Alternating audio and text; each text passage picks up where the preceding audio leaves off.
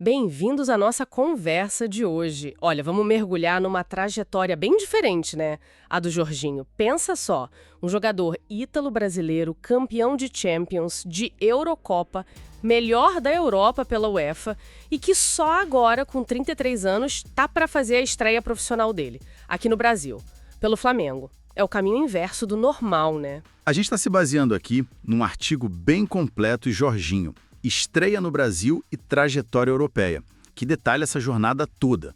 Então a ideia é entender como essa carreira aconteceu, inteirinha lá na Europa, né? Os perrengues que ele passou e o que significa essa chegada agora no Flamengo, com essa estreia aí batendo na porta no Maracanã contra o São Paulo. Exato. E é uma história com muitas camadas, sabe? Começa lá atrás em Santa Catarina, uma base familiar forte, passa por umas provações bem duras na Itália, que quase fizeram ele jogar tudo pro alto.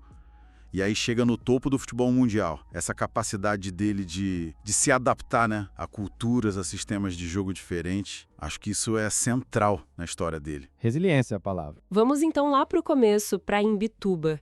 Essa figura da mãe, a Maria Teresa, como primeira técnica dele. Isso é muito legal. Treino na praia, cobrança em casa. Ele mesmo fala que ela pegava no pé. Ah, eu chutava a bola e minha mãe não. Domina assim. Essa disciplina ali caseira parece que foi chave, né? Com certeza, deu para ele uma ética de trabalho desde cedo. E aí, com 13 anos, ele já sai desse ninho, né? Vai para uma escolinha parceira do Brusque, que já tinha umas conexões lá com a Itália. Foi o primeiro passo pro desconhecido, digamos assim. E aos 15, a virada. Itália. Elas Verona. Mas as condições... Nossa, o artigo fala de morar num convento, dividir quarto, uma ajuda de custo que era quase simbólica. Imagina a solidão, a língua diferente. Como é que isso não quebra um garoto, né? Foi um teste de fogo, sem dúvida. E tem aquele episódio marcante, né? Da ligação para a mãe chorando, querendo voltar. E a resposta dela foi categórica. Nem pensar. Você está muito perto. Essa força foi crucial. Mas, olha, isso também levanta uma questão importante, sabe? Sobre a vulnerabilidade desses meninos tão novos lá fora. Contratos, empresários, às vezes eles nem entendem direito onde estão se metendo. É verdade. Ele teve a sorte de ter um amigo brasileiro lá que deu uma força, ajudou a entender a situação do contrato. Isso foi vital, viu? Mas ele segurou a oba. E aí veio o empréstimo para o San Boniface, lá em 2010. Ali foi a estreia profissional mesmo, na terceira divisão italiana.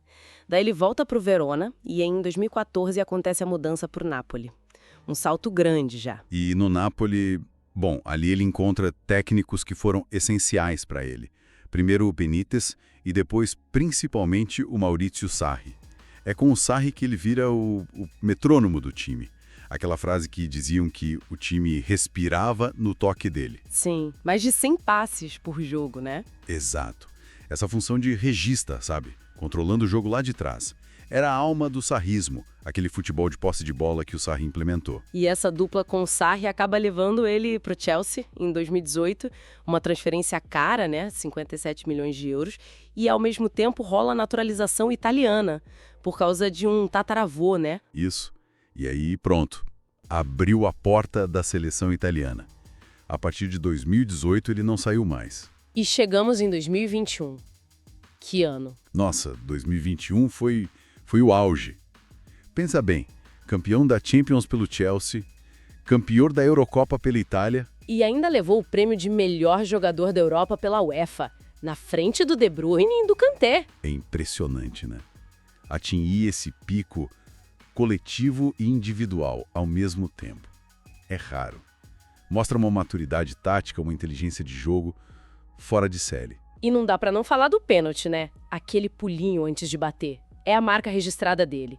Os números são bons, né? 44 convertidos em 52 cobranças. E o primeiro gol dele pelo Flamengo, lembra? No Mundial, contra o Bahia. Foi assim. Pois é. E falando em Flamengo, parece que ele se encaixou rápido ali com o Felipe Luiz no comando, né? Fez um bom Mundial de Clubes, jogou as 4 partidas, fez gol, deu assistência e, pelo visto, já garantiu a titularidade. É interessante ver como o jogador com essa escola tática europeia se adapta ao ritmo daqui. Então, tá, olhando para essa história toda, a base no Brasil, a formação profissional e o estrelato na Europa, superando cada obstáculo, e agora essa estreia tardia aqui. O que a gente tira disso tudo? Olha, eu acho que a trajetória dele meio que quebra uns padrões, sabe? Mostra que o talento às vezes precisa de um ambiente diferente para desabrochar. Nem sempre o caminho mais óbvio é o único.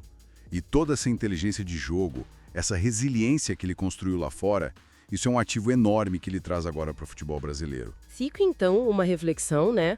Um talento brasileiro que só achou espaço para virar profissional e estourar mesmo na Europa.